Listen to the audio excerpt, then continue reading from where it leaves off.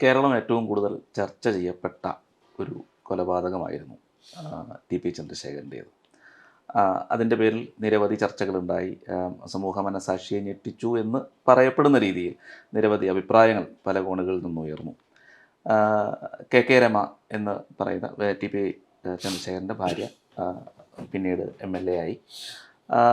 പൊതുസമൂഹത്തിൽ വളരെയധികം വേദനയും ഒക്കെ അവർക്ക് വേണ്ടി, അല്ലെങ്കിൽ കാരുണ്യവുമൊക്കെ കെ കെ രമയ്ക്ക് വേണ്ടി പൊതുസമൂഹത്തിൽ ഉണ്ടാവുകയും ചെയ്തു. മാധ്യമങ്ങളടക്കം കൂട്ടുനിന്നിട്ടുണ്ട്, സ്വാഭാവികവുമാണ്. പക്ഷേ കണ്ണൂർ ജില്ലയിൽ ഇതുമായി ഇങ്ങനെ നോക്കുമ്പോൾ നിരവധി പേർ ഇത്തരത്തിൽ ഉള്ളവരില്ലേ? തീർച്ചയായിട്ടും ഇത് വളരെ പ്രസക്തമായൊരു ചോദ്യമാണ് ഇന്നത്തെ ഈ രാഷ്ട്രീയ സാഹചര്യത്തിൽ. കെ കെ രമ ഒരു പ്രതീകമാണ് വാസ്തവത്തിൽ.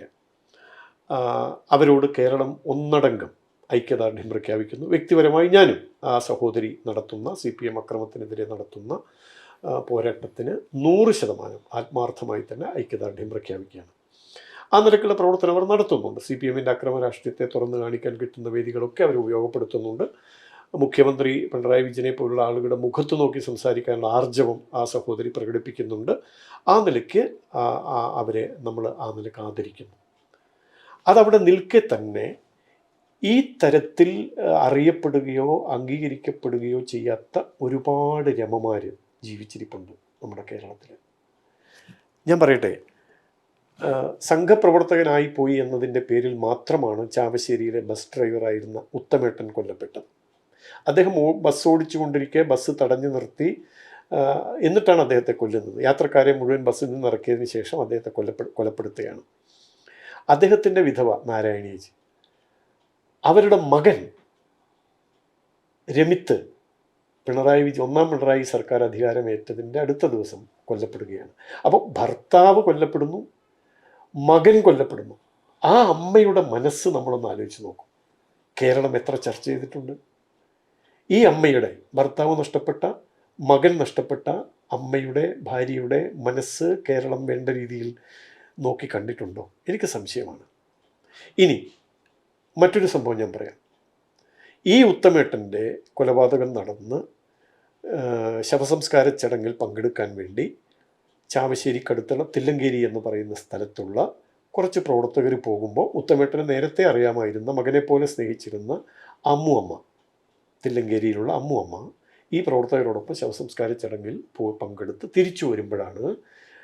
തിരിച്ചു വരുന്ന ഇവർക്ക് നേരെ ബോംബേറുണ്ടാകുന്നു. ബോംബെറിയാൻ വേണ്ടി കയ്യിലെടുത്തിങ്ങനെ പിടിച്ചപ്പോൾ വണ്ടി നിർത്തുന്നു. അമ്മൂമ്മ വിളിച്ച് പറയാണ്, എടാ മോനെ, ഇത് ഞാനാണടാ എന്ന് പറയാണ്. ഈ എറിയാൻ വന്ന അവിടുത്തെ പ്രാദേശിക പ്രവർത്തകരോട് മോനെ എന്ന് വിളിച്ച അമ്മ കേഴുകയാണ്. കൊല്ലല്ലടാ, ഞാനാടാ മോനെ എന്ന് പറയാണ്. ആ അമ്മയുടെ നെഞ്ചിലേക്കാണ് ബോംബെറിയുന്നത്. നെഞ്ചിലേക്കെറിഞ്ഞ ബോംബ് പൊട്ടിയാണ് അമ്മയുടെ ശരീരം ഛിന്ന ഭിന്നമാകുന്നത്. ആ അമ്മയെ കേരളത്തിലെ മാധ്യമങ്ങൾ കേരളത്തിന് പരിചയപ്പെടുത്തിയോ? എന്താണ് ആ അമ്മ ചെയ്ത തെറ്റ്? ഒരു ശവസംസ്കാര ചടങ്ങ്, മകനെ പോലെ കരുതിയിരുന്ന ഒരാളുടെ ശവസംസ്കാര ചടങ്ങിൽ പങ്കെടുത്തതിൻ്റെ പേരിൽ ബോംബെറിഞ്ഞ് നെഞ്ചിൻ കൂടിലേക്ക് ബോംബെറിഞ്ഞ് കൊലപ്പെടുത്തിയ ആ അമ്മയെക്കുറിച്ച് കേരളീയ സമൂഹം എത്ര ചർച്ച ചെയ്തിട്ടുണ്ട്. മറ്റൊരമ്മയാണ് ജയകൃഷ്ണൻ മാഷുടെ അമ്മ. ജയകൃഷ്ണൻ മാഷ് ആ അമ്മയുടെ വത്സലപുത്രനാണ്. അമ്മ മകനെ അത്രയധികം സ്നേഹിക്കുന്നു, മകൻ അമ്മയെ സ്നേഹിക്കുന്നു. ഞാൻ കേട്ടിട്ടുണ്ട്, മാഷ് എന്നും സ്കൂളിൽ പോകുമ്പോൾ അമ്മയുടെ കാല് തൊട്ട് വന്ദിച്ചിട്ടാണ് പോവുക. അമ്മയുടെ അനുഗ്രഹം വാങ്ങിയാണ് മകൻ പോവുക. ആ മകൻ്റെ കെട്ടിപ്പൊതിഞ്ഞ ശവശരീരം വീട്ടിലേക്ക് കയറ്റി കൊണ്ടുവരുന്നത് കാണേണ്ടി വന്ന അമ്മയാണ് ജയകൃഷ്ണൻ മാഷുടെ അമ്മ. ഒരുപാട് പേര്.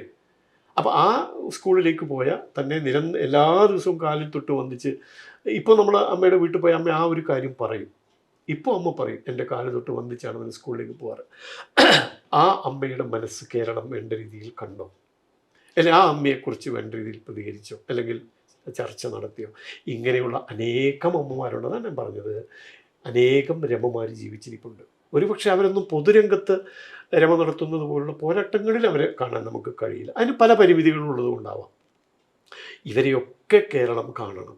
ഇപ്പം രമക്ക് ലഭിച്ചുകൊണ്ടിരിക്കുന്ന കെ കെ രമയുടെ മനസ്സ് പങ്കുവെച്ചുകൊണ്ട് കേരളം അവരോട് ഐക്യദാർഢ്യം പ്രഖ്യാപിക്കുന്നത് പോലെ അനേകം അമ്മമാർ ഈ നാട്ടിലുണ്ട്. അവർക്കൊക്കെ ഈ മനസ്സ്, അല്ലെങ്കിൽ ഈ ലാളന, അല്ലെങ്കിൽ ഈ കരുതൽ അവർക്ക് കൂടി ലഭിക്കേണ്ടതുണ്ട്. അങ്ങനെ ലഭിക്കുമ്പോഴാണ് നമ്മുടെ സംസ്കാര സമ്പന്നമായ സമൂഹം എന്നൊക്കെ പറയും.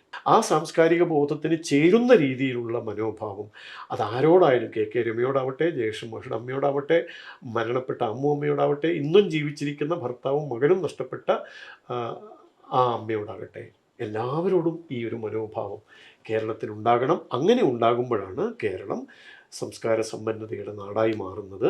ഈ പറഞ്ഞ ഞാൻ നേരത്തെ സൂചിപ്പിച്ച അനുബന്ധമായിട്ട് പ്രകൃതി വിരുദ്ധമായതെല്ലാം തന്നെ നിഷ്കാസനം ചെയ്യപ്പെടുന്ന ഒരു കാലവും അപ്പോഴാണ് ഉണ്ടാവുക.